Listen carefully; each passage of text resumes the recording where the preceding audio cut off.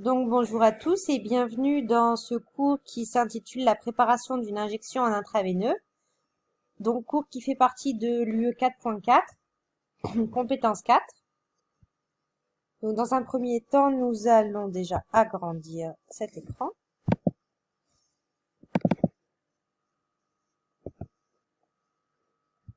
Donc voici le plan. Donc dans un premier temps, quelques prérequis. Les prérequis, c'est déjà ce que vous avez vu au semestre 1 concernant notamment l'hygiène, le module hygiène avec la 2.10 et aussi ce que vous avez vu lors du premier cours de 4.4, lors du premier cours de cette UE, notamment concernant les précautions standards d'hygiène. Donc ça, c'est du prérequis, donc c'est quelque chose, on va pas s'attarder là-dessus. On va juste y revenir brièvement pour qu'on puisse partir sur de bonnes bases pour ce cours. Ensuite, j'ai trouvé une petite vidéo a été faite par une école d'infirmières que j'ai trouvée assez parlante concernant la préparation d'une perfusion en technique. Donc ça vous jugerez par vous-même. Moi, j'ai trouvé que c'était quand même très bien. C'est bien car ça colle vraiment aux recommandations actuelles d'hygiène et on parlera de certains points de la vidéo qui sont marquants. Donc je mettrai pause régulièrement et on la détaillera. Ensuite, préparation du matériel et l'environnement concernant la préparation d'une intraveineuse, que ce soit matériel pour poser en intraveineuse directe ou lente ou une perfusion. Donc on fera le détail de ce de ce que sont toutes ces choses-là. Comment on prélève et on injecte du produit médicamenteux, donc comment on reconstitue un antibiotique, comment est-ce qu'on prélève dans une ampoule. Donc ça, tout ça, ce sera vu point par point. Ensuite, nous verrons la préparation et l'organisation de la mise en place de la perfusion au moment de la pose, donc quel matériel, comment est-ce qu'on s'organise, sur quoi il faut faire très attention. Donc tout ça, ce sera aussi vu de façon détaillée. Et enfin, nous conclurons. Donc quelques prérequis, comme je le disais tout à l'heure, normalement, ce sont des notions que vous avez vues lors du semestre 1 avec l'hygiène et le premier cours de 4.4. Donc oui, effectivement, quand on prend son poste, on commence par quoi? Bah finalement, on commence par se laver les mains, ça paraît logique, ça paraît, donc peut-être que c'est des répétitions, mais c'est vrai que c'est bien de partir sur de bonnes bases.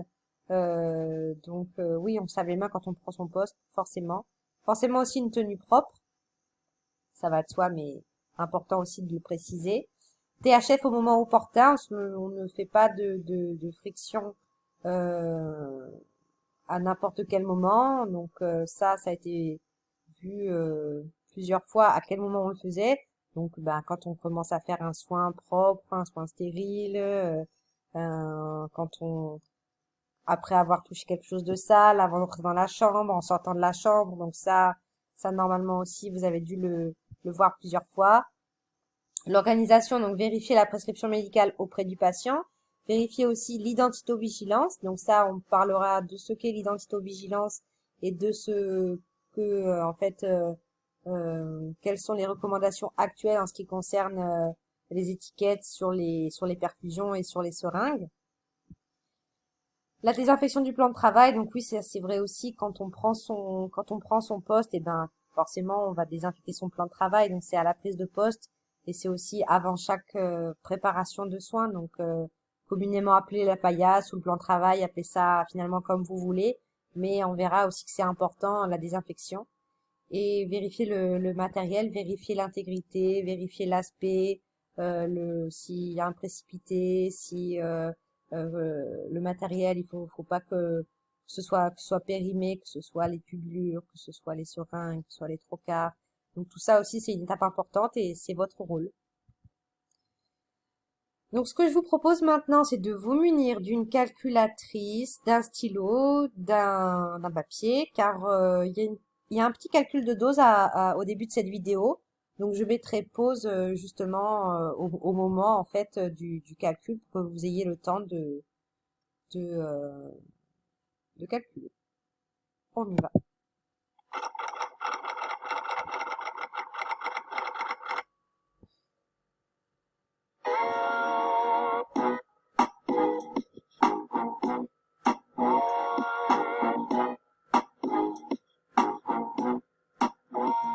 La préparation de la perfusion, c'est 5 grandes étapes qui sont le nettoyage du plan de travail, la préparation du matériel, la désinfection, l'injection et l'utilisation de la tubulure. Le nettoyage du plan de travail. Il nous faut des gants, du surfagnos et une lingette. Attention à ne pas repasser 2 fois au même endroit avec la lingette. Avant et après avoir utilisé les gants, il faut réaliser une friction des mains.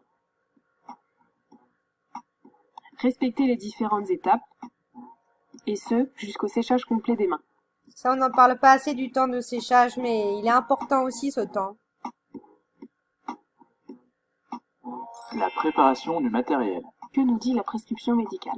On doit passer 500 ml de soluté glucosé à 5% sur 12 heures, auquel on ajoute 4 g par litre de chlorure de sodium et 1 g par litre de chlorure de potassium. Donc, je reviens juste sur ça. Ça, c'est la prescription médicale. Donc, 500 ml de soluté glucosé à 5% en 12 heures avec NaCl 4 g par litre, KCl 1 g par litre. Ça, c'est la prescription. 1 g par litre de chlorure de potassium. On dispose de flacons de NaCl de 20 ml dosés à 20% et de flacons de KCl de 10 ml. Ça, c'est ce dont vous disposez pour la prescription, du coup. Donc, dosés à 10%. Donc, voilà. Je voulais pas que le résultat s'affiche, c'est pour ça. J'attends un petit peu que vous fassiez votre calcul.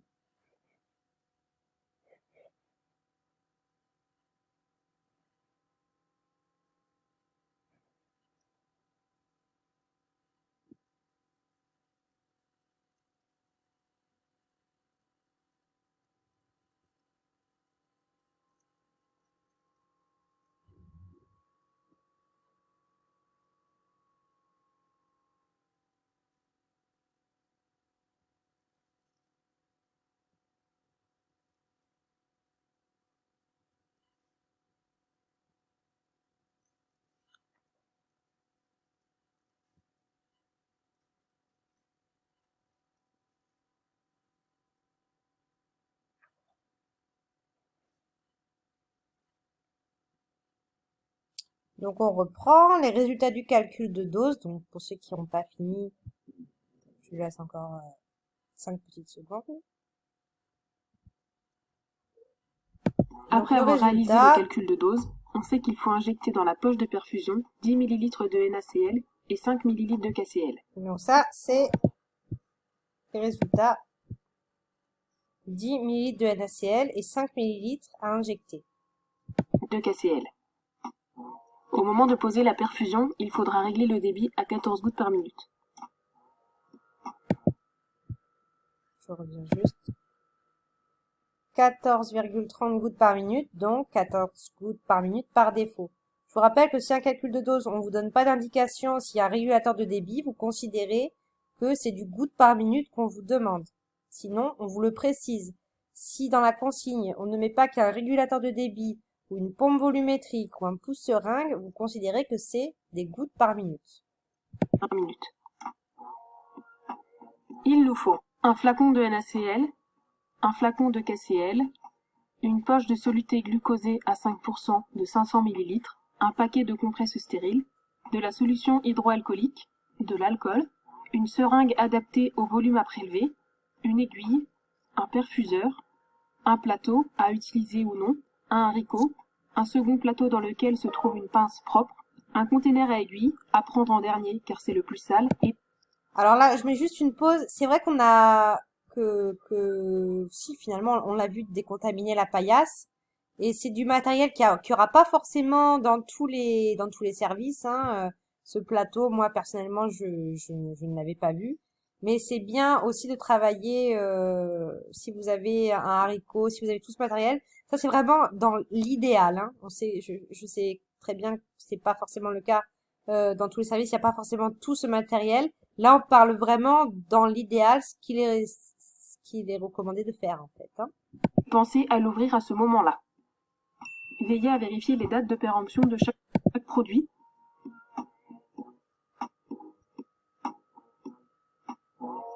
Alors oui, je reviens juste sur quelque chose.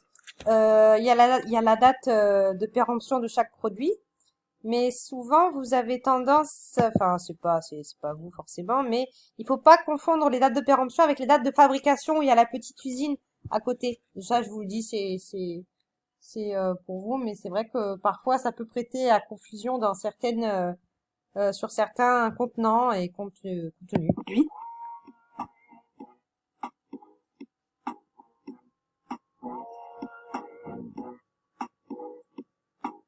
Donc l'intégrité, Ainsi hein, que les dates l'intégrité, les dates d'ouverture, l'intégrité, la date de fabrication et surtout la date de péremption. Regardez, donc là c'est clairement indiqué date de fabrication et expire, et quand il n'y a pas écrit fabrique, parfois il y a une petite usine, c'est en fait ça fait office de fabrication.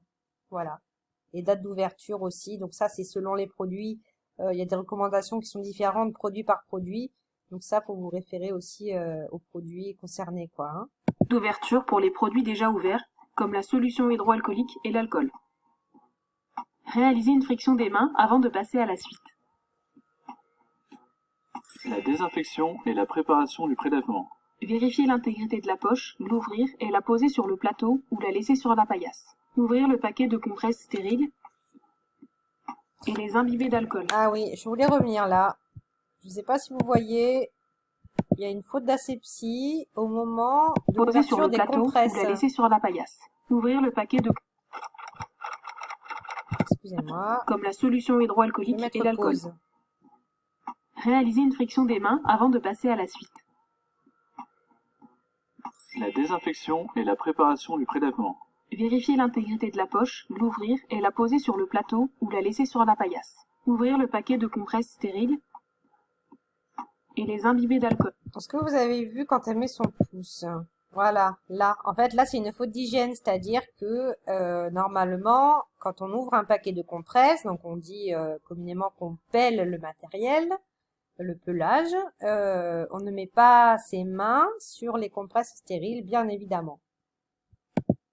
Et les imbiber d'alcool. Si quelqu'un l'a pas vu, excusez-moi, je vais mettre pause. Je vais montrer avec le curseur peut-être. Les dates de péremption de chaque produit. Vraiment que ce soit clair, hein, parce que je reviens sur la vidéo, mais je veux pas passer à côté Ainsi de que quelque les dates chose. d'ouverture pour les produits déjà ouverts, comme la solution hydroalcoolique et l'alcool. Réaliser une friction des mains avant de passer à la suite. La désinfection et la préparation du prélèvement. Vérifier l'intégrité de la poche, l'ouvrir et la poser sur le plateau ou la laisser sur la paillasse. Ouvrir le paquet de compresses stériles. On va y arriver. Là, voilà. C'est ça l'erreur. Bon, allez, je vous laisse continuer à regarder tranquillement. Et les imbiber d'alcool. Décontaminer les cols d'ampoule avec une compresse stérile, tout en réalisant une action mécanique. Puis reposer les flacons sur le plan de travail afin de respecter le temps de contact. Le temps de contact correspond à l'action mécanique ajoutée au temps de séchage. Oui, bon, en gros, vous prenez pas la tête avec ce calcul, c'est 1 minute, hein, d'accord? Mais c'est important, en fait, ce premier temps où vous allez décontaminer, en fait, les endroits où vous allez par la suite prélever. Alors, c'est vraiment, encore une fois, des recommandations, donc on essaie de travailler sur de bonnes bases. Je sais je sais pertinemment que c'est pas fait et que c'est pas vu dans tous les services. Moi, je vous parle là vraiment d'une technique, enfin de la technique la plus pointue et de celle qu'il est recommandé de faire. D'accord, qu'on soit clair. Mais en tout cas, une compresse stérile imbibée d'alcool, vous allez, avant de tout préparer, désinfecter les endroits que vous allez ou par la suite vous allez prélever ou injecter. D'accord? Donc ça c'est un temps important à faire. Selon les recommandations de l'HF. Et vous laissez le temps de séchage 1 minute. Donc en fait 1 minute c'est le temps qui va vous rester pour préparer le reste de votre préparation. Le temps de contact doit être d'1 minute. Décontaminer le site d'injection de la poche en respectant les mêmes critères. Donc pareil, tous les sites d'injection, Ouvrir la seringue. Tous les sites d'injection, vous les désinfectez en fait, hein, que ce soit la poche de perfusion ou les cols des ampoules, vous désinfectez vraiment tout, quoi. Décontaminer le site d'injection de la poche en respectant les mêmes critères. Ouvrir la seringue du côté du piston. Toujours du côté du piston, hein. Ouvrir l'aiguille du côté de l'embase et bien tenir les papiers de chaque côté. Sortir la seringue et la connecter à l'aiguille sans la décapuchonner. Donc là, voilà, à aucun moment elle a sorti le trocard et la seringue, elle l'a sorti au moment forcément d'adapter au trocard. Et là, elle va remettre la seringue dans le sachet pour rester vraiment le plus propre possible. Mettre le tout dans son emballage. Et elle va tout La laisser dans l'emballage. préparation de l'injection. Ouvrir les ampoules avec une compresse imbibée d'alcool. Donc là, le deuxième temps, donc dans un premier temps, vous vous rappelez, on décontamine les endroits où on va prélever ou où on va injecter. Ça, c'est le premier temps. Et 1 minute de séchage, donc le temps de tout adapter, etc. Et là, on va casser l'ampoule avec une compresse alcoolisée stérile. Donc, il faut à chaque fois 2 compresses, qu'on soit bien d'accord. Donc là, c'est plus de la décontamination, c'est vraiment pour être en asepsie quand on ouvre le matériel. Mais là, vous décontaminez pas, ça a déjà été décontaminé. C'est vraiment pour ne pas faire de faute d'asepsie, pour ne pas risquer de mettre vos doigts, finalement là où vous allez prélever. Prendre le flacon entre l'index et le majeur. Insérer l'aiguille sans que l'embase ne touche le col de l'ampoule. C'est un peu compliqué de tout gérer en même temps. Mais hop, c'est là. Donc là, c'est vraiment la technique. Vous voyez, elle a ses 2 doigts, donc elle touche pas le piston. C'est vraiment cette technique entre le pouce et l'index. Donc, selon les produits, par exemple, parfois vous serez obligé de mettre plus ou moins en fait le flacon plus ou moins à l'horizontale. Ça dépend en fait. Tout dépend le produit que vous allez avoir à manipuler. Mais ce qui est important, la manipulation, c'est vraiment ça. C'est entre le pouce et l'index et ne pas toucher le piston pour pas faire de faute d'asepsie, quoi, hein.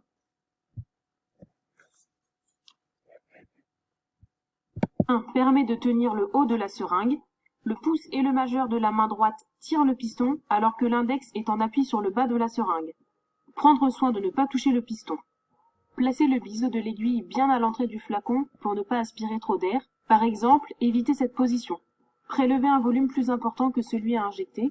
Pour plus de stabilité, rapprochez les coudes. Pour purger, exercez une légère aspiration.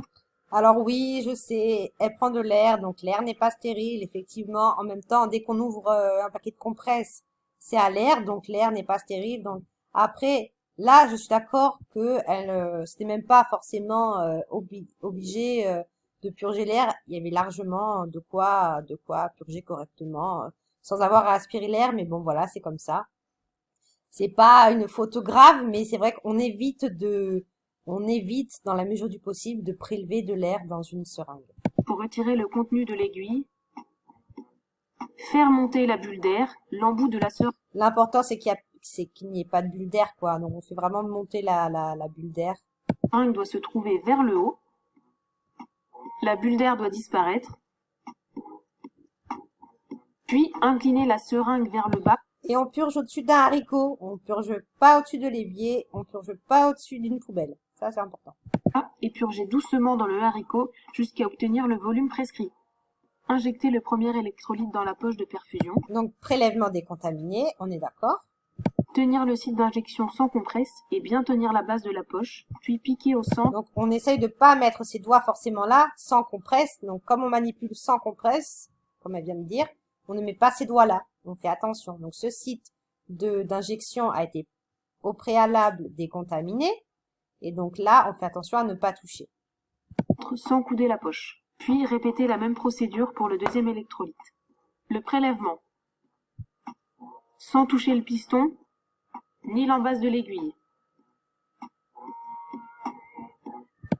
L'embase de l'aiguille, c'est ça, hein. Et le piston, c'est ça, pour le vocabulaire.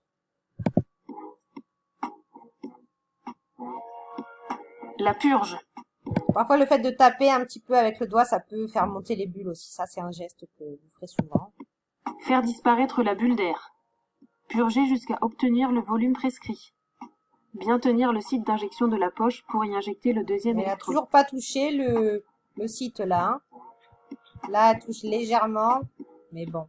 Désadapter l'aiguille de la seringue avec la pince propre. Alors ça, donc ça c'est dans l'idéal. Si vous avez en fait, il y a plusieurs solutions pour enlever le trocard. Donc effectivement, il y a la solution de la pince cochère. Il y a aussi parfois en fait parfois souvent même très souvent, au niveau des containers, il y a quelque chose pour désadapter les trocards. Donc ça après c'est à vous de voir selon le matériel que vous avez quoi, hein. La jeter dans le récupérateur. Attention, Dans tous les cas, on n'enlève pas un trocard à main nue. Ça, on vous l'a répété, mais c'est important. Parce qu'il y a beaucoup d'accidents. Les AES, c'est beaucoup parce qu'on enlève les petites sous-cutes qui sont déjà adaptées aux seringues et qui ont déjà été utilisées pour un patient.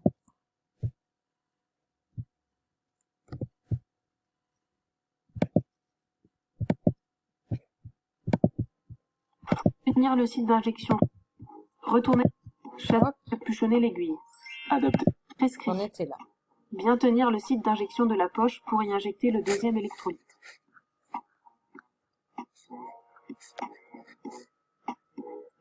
Désadapter l'aiguille de la seringue avec la pince propre, la jeter dans le récupérateur. Attention, il ne faut pas recapuchonner l'aiguille. Voilà. Adapter la tubulure. Avec une compresse imbibée d'alcool, enlever l'opercule. Pareil, une compresse imbibée d'alcool. D'accord? Donc ça c'est important aussi. Une compresse stérile alcoolisée. De la poche de perfusion et la reposer au bord du plateau. Ouvrir l'emballage du perfuseur. Faire basculer celui-ci du côté transparent et le poser sur la paillasse. Décapuchonner le perforateur et percuter la poche en faisant attention à son inclinaison. Veillez à ne jamais toucher au perforateur. Chasser l'air de la poche. Alors, chasser l'air de la poche, ça, c'est quelque chose que, personnellement, je n'ai jamais fait. Donc, il y a deux techniques. En fait. Ce que vous verrez le plus communément faire, c'est la solution qu'on va mettre, enfin, la poche de perfusion qu'on va mettre en hauteur. On va remplir cette chambre jusqu'au petit trait, en fait. Et après on va purger. Mais après chasser l'air, moi personnellement je l'ai jamais vu faire Remplir le compte-gouttes à moitié. le compte-gouttes. Retourner la poche. Et donc cette prise là, alors vous n'aurez pas souvent à l'ouvrir. C'est généralement on va l'ouvrir quand c'est des flacons en verre, comme par exemple du bicarbonate ou alors qu'est-ce qu'il peut y avoir aussi pour du verre? Les albumines aussi si vous faites des stages aux urgences. Déclamper. Purger complètement la tubulure. Clamper. Coller une étiquette mentionnant le contenu de la poche, la durée de perfusion, On va y revenir après sur ça, hein. le nom du patient ou le numéro de chambre.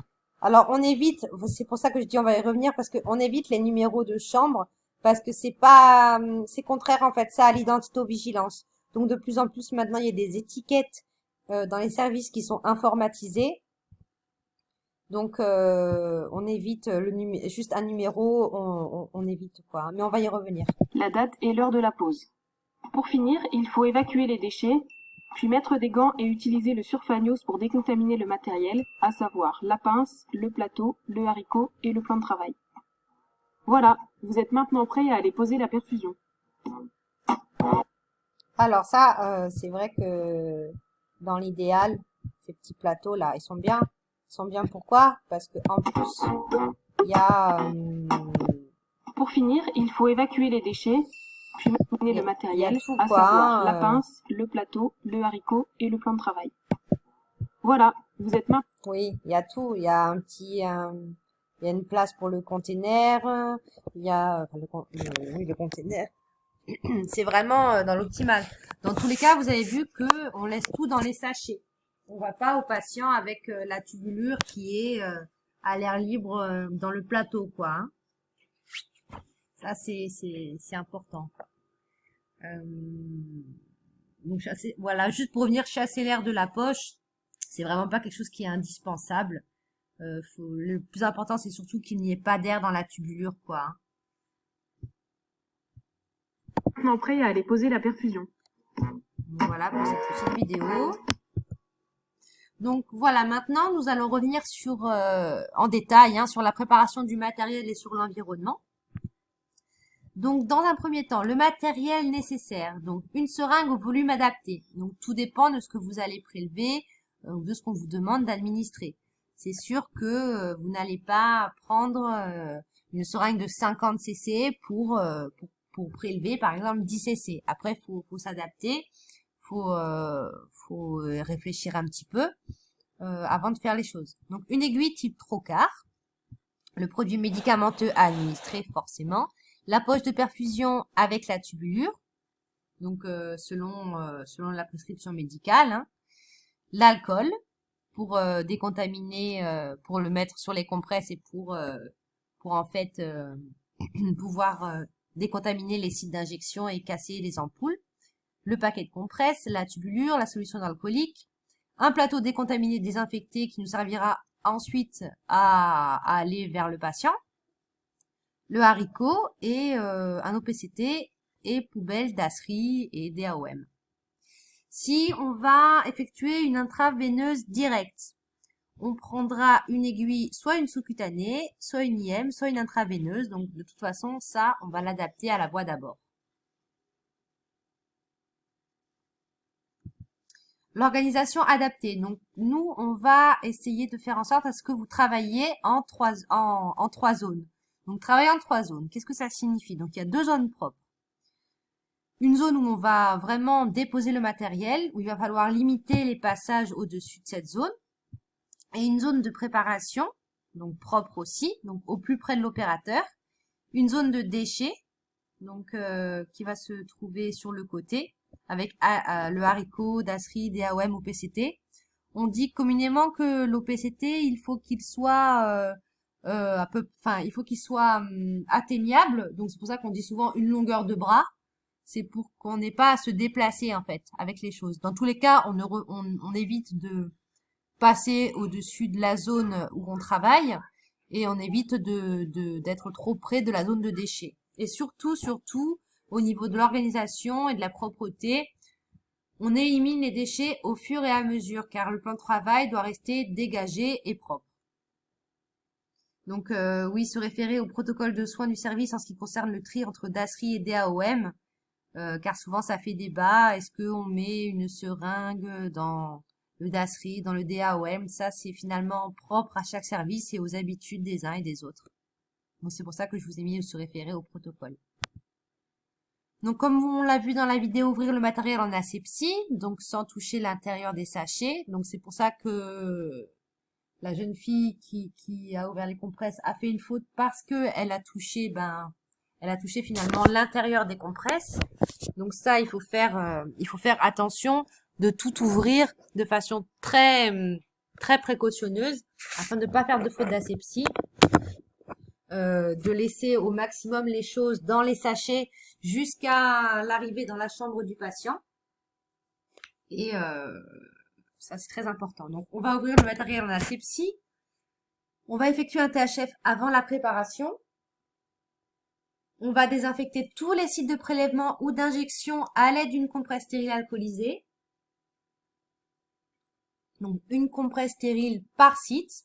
Pas la même compresse stérile alcoolisée pour tous les sites d'injection et ou de prélèvement.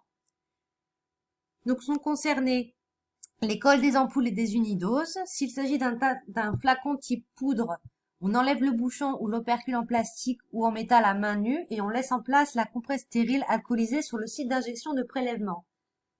C'est-à-dire que par exemple, si vous avez à préparer un antibiotique, donc les antibiotiques, vous savez, c'est un flacon, donc il y a une sorte de bouchon en plastique ou en métal à retirer. Donc ça, vous le retirez à main nue et dessus, vous mettez une compresse stérile alcoolisée avec un temps de séchage de 1 minute.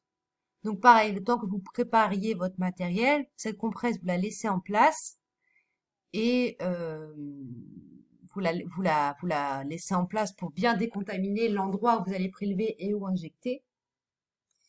Mais vous n'enlevez pas le bouchon avec une compresse stérile, ça ne sert à rien. Ça, pour le coup, c'est pas pertinent. Donc pelage de l'aiguille, de la seringue, de la tubulure, des compresses, de la poche. Donc pelage, c'est l'ouverture, hein. Et adaptation du trocar à la seringue, tout en les laissant dans leur emballage. Donc ça, au maximum, on essaye de tout laisser dans les emballages. Donc, en ce qui concerne le prélèvement et l'injection ou l'injection du produit médicamenteux. Donc, dans un premier temps, on va préférer le solvant fourni avec le produit. On n'a pas toujours le solvant, cependant. Mais c'est vrai que de temps en temps, il y a un flacon qui est à côté de la poudre, quoi. Donc ça, il faut vraiment préférentiellement choisir cela. S'il n'y a pas de solvant, il faut que vous recherchiez lequel est recommandé par le laboratoire pharmaceutique. Mais généralement, c'est du NaCl 0,9% ou de l'EPPI. Encore une fois, on parle de recommandation, hein. Possibilité de prélever directement dans la poche de solution de perfusion, ça c'est possible. Si, admettons, vous allez administrer en flash dans un sérum FI de 50 ml un antibiotique, vous pouvez tout à fait prélever 50 ml, dans cette poche de 50 10 cc et après reconstituer votre produit avec la solution de perfusion ou par la suite vous allez remettre votre produit. Vous prélevez le volume de solvant nécessaire, vous injectez celui-ci dans le flacon, vous mélangez le tout délicatement et vous prélevez le volume exact de solvant. Donc calcul de dose au préalable si nécessaire. Et purger l'air si nécessaire. Il est important de dire aussi que si jamais vous avez un doute concernant le calcul de dose, vous demandez. Il vaut mieux demander 2 fois, 3 fois, 4 fois les choses. Ne pas hésiter à demander. Et si là-dedans, vous voyez que vous faites à un moment donné une faute d'asepsie, que vous touchez le piston, que vous touchez au niveau de l'aiguille, ou alors que vous touchez la compresse, comme c'était le cas dans la vidéo, c'est une rupture en fait d'asepsie. Et là, vous recommencez. C'est ça aussi, il faut aussi savoir à quel moment on fait une faute et à quel moment il faut recommencer, quoi. Donc, s'il y a une rupture d'asepsie, votre soin n'est plus stérile. Donc, votre soin ne sera pas bien fait dans les règles, quoi, finalement. Donc, manipulation aseptique. Donc, pareil, on ne touche pas le piston, on ne touche pas le col ici, le pouce, l'index. Ça, c'est une manipulation aseptique, c'est important. En cas de couleur anormale, c'est-à-dire que si quand vous allez prélever quelque chose, vous voyez que la préparation est trouble, ou si vous voyez que vous faites, comme je le disais tout à l'heure, une rupture d'asepsie, vous jetez, vous analysez votre erreur et vous recommencez. Ce n'est pas grave de recommencer un soin. Il vaut mieux se rendre compte d'une erreur ou quand on n'est pas sûr de recommencer que de faire quelque chose et de mettre en danger le patient finalement, parce que c'est lui en bout de chaîne. Donc soit l'administration c'est une IVD et là vous jetez le trocar dans l'OPCT en le désadaptant de préférence avec une pince. Puis vous adaptez une aiguille IM ou une sous-cute. Les IM c'est les aiguilles vertes, les sous-cutes c'est les aiguilles orange et IV j'ai un doute sur leur couleur.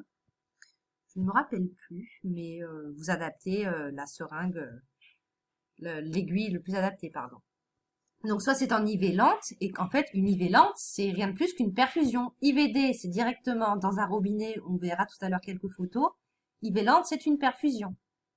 Et donc vous injectez le produit reconstitué dans la poche et vous déconnectez le trocar en vous servant de l'OPCT. Donc comme je disais tout à l'heure, parfois il y a des encoches pour déconnecter le trocar. Donc ça, voilà, ce sont des intraveineuses directes. Donc là, c'est directement à même la veine, hein, si je puis dire. Là, c'est dans le robinet. Donc ça, c'est une intraveineuse directe aussi. Donc préparation, organisation de la mise en place de la perfusion au moment de la pause. Donc comment on va s'organiser? Donc dans un premier temps, donc on a vu tout le matériel, comment on préparait une perfusion. Donc, on va mettre en place la tubulure sur la poche de perfusion. Donc, on la retire de l'emballage par le percuteur jusqu'à la molette. Et on va laisser l'embout patient toujours emballé. Je ne sais pas si vous vous rappelez dans la vidéo, l'embout patient, on le laisse toujours emballé. On n'enlève jamais le plastique. On clampe la molette du réglage du débit. On ôte la protection du percuteur en asepsie. On introduit la totalité là du percuteur dans la poche de perfusion en asepsie en respectant l'axe d'approche pour pas percer en fait la poche. Si vous le mettez sur le côté, vous risquez de percer vos poches de perfusion. Vous remplissez la chambre compte-gouttes jusqu'au repère. C'est ça la chambre compte-gouttes. Et le repère, il y a un petit trait ici. Vous déclampez la tubulure et vous la purgez entièrement. Et vous la reclampez avant d'aller au patient. Parce qu'à tous les coups, quand vous allez l'ouvrir, vous allez oublier que vous ne l'aviez pas reclampé. Et là, vous allez perdre la moitié de la solution, quoi. Hein. Donc voilà, ça c'était pour vous dire de faire attention aussi aux bulles d'air quand vous faites une IVD, qu'il faut bien purger la tubulure. Et ça c'est d'autres photos de manipulation. Donc là aussi, lui, il purge la tubulure et le flacon, bah finalement, il va chasser l'air lui aussi. Et honnêtement, j'ai rarement vu ça. Enfin, jamais en fait. Donc voilà, concernant le vocabulaire, donc ça c'est le capuchon protecteur de stérilité qui doit toujours rester en place qui reste en place en fait le plus longtemps possible. Donc, vraiment, on va l'enlever au moment de percuter. Le perforateur, donc enfoncé jusqu'au bout dans la poche, comme on le voit ici. Donc là, je sais pas si c'est ouvert ou fermé. J'ai l'impression que c'est ouvert, mais c'est rarement nécessaire. Hein. Sauf quand les flacons sont en verre, souvent c'est une histoire de pression. Le tube goutte à goutte, la chambre compte-goutte. Donc là, juste le repère avec le petit trait. Donc toujours remplir la chambre jusqu'au repère pour bien purger par la suite. Le filtre, la molette, la tubulure, le site d'injection Y, ça n'y est pas toujours. Un robinet 3 voies, donc dans le meilleur des cas, c'est vrai que c'est pratique quand on veut administrer plusieurs produits en même temps. La connexion Lure-Lock, donc qui se visse, hein, et le capuchon protecteur de stérilité. Donc la perfusion est fin prête pour être administrée. Donc on pose la perfusion sur le plateau, l'embout qui doit rester dans son emballage jusqu'au patient, ainsi que les compresses alcoolisées qui vont être utilisées au moment de la pause, où là vous allez connecter au patient la tubulure. Vous identifiez votre injection selon les recommandations que nous allons voir maintenant. Autre chose, nous n'écrivons jamais sur les poches souples. Et avant de partir en soins, on va prendre un haricot et un OPCT. Possibilité de prendre un chariot de soins, donc ça dépend encore une fois de la disponibilité, des protocoles et des habitudes du service. Ce n'est pas la peine de prendre la moitié du service pour aller poser une perfusion, quoi. Hein. Faut être logique, travailler proprement, travailler dans la logique et faire aussi avec les moyens du bord souvent. Donc l'étiquetage post-préparation, qui comprend donc selon les recommandations, l'identité du patient, le nom du produit, la dose introduite, durée et débit si nécessaire, mode d'administration, voie, nom de l'IDE qu'il a préparé. En tout cas, jamais le numéro de lit et on va favoriser l'étiquette informatisée. Donc après ça c'est vrai que on va rarement voir une étiquette aussi détaillée. Moi, je prendrais un peu pas de la distance avec ça, mais si vous voulez, il faut au moins, on va dire, qu'il y ait l'identité du patient, ça c'est sûr, avec le nom du produit, la durée et le débit. Si on part du principe que celui qui prépare est celui qui l'administre, le nom de l'IDE qu'il a préparé, bah finalement je vais pas écrire mon nom si c'est moi qui vais l'administrer, qu'on soit bien d'accord. Donc si on part de ce principe, c'est vrai que généralement on essaye de favoriser cette règle qui est la suivante. Celle qui prépare, c'est celle qui va administrer le produit. Donc c'est pour ça que cette recommandation, finalement, c'est à prendre avec un peu de distance.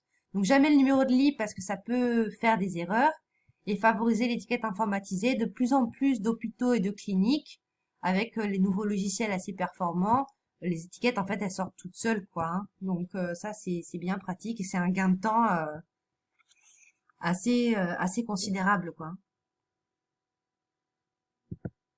Donc, concernant conteneurs à OPCT, haricots, déchets, voici voici quelques photos. Donc, ça peut être en carton ou en métal, dasserie de plus ou moins grande. Donc, ne prenez pas la poubelle de 3 mètres pour aller poser une perfusion. Normalement, vous avez des petits OPCT qui sont faits pour ça, quoi, hein, qui sont faits pour justement emmener au patient et pas prendre quelque chose de trop grand. Donc positionner à moins de 50 centimètres afin d'éviter le dépôt provisoire et de se promener avec une aiguille sans protection. C'est là que les AES surviennent souvent. On va vérifier la date d'ouverture et le remplissage de l'OPCT. On va effectuer un THF à chaque manipulation de l'OPCT. Si vous touchez l'OPCT et qu'après vous retournez à votre soin, c'est une rupture d'asepsie. Donc votre soin n'est pas bon, votre soin n'est pas dans les bonnes règles d'hygiène. Donc ça, à chaque fois que vous manipulez, que vous touchez l'OPCT ou le haricot, par la suite, vous faites un THF. Et autre chose, ça, c'est pas un plateau. Ça ressemble, parce que c'est la même couleur, c'est juste, c'est une forme d'un haricot. Voilà. Ce n'est pas un plateau. Donc, je vous le dis, pour vous, pour, euh, pour votre gouverne, il faut essayer d'éviter de prendre ça pour un plateau. C'est vrai que de plus en plus, on prend ça pour jeter finalement à la poubelle quand on arrive. C'est bien pratique, on n'a même pas à désinfecter, on jette tout. Donc, en conclusion, ce qu'il est important de retenir, donc, dans un premier temps, c'est veiller à l'identito-vigilance. Pour éviter toutes les erreurs possibles. Donc c'est pour ça ces 5 points au bon moment, donc faire les choses au bon moment, éviter tout ce qu'on appelle interruption de tâches. Quand vous faites quelque chose, vous ne faites pas autre chose en même temps, vous vous concentrez sur ce que vous êtes en train de faire, sur votre calcul de dose, sur vos produits, votre organisation, sur votre préparation. Donc le bon médicament, allez vérifier le bon médicament.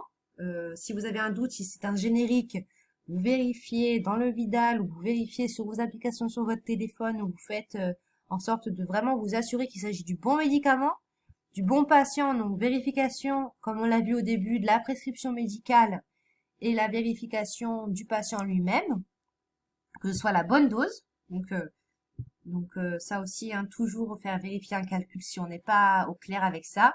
Que ce soit la bonne voie d'abord, ne pas se tromper de voie, ne pas injecter quelque chose qui doit être fait en sous-cut, en IV ou inversement ou je ne sais encore. Donc travailler de façon organisée et aseptique. Vérifier l'ensemble du matériel utilisé. Ne pas hésiter à faire vérifier.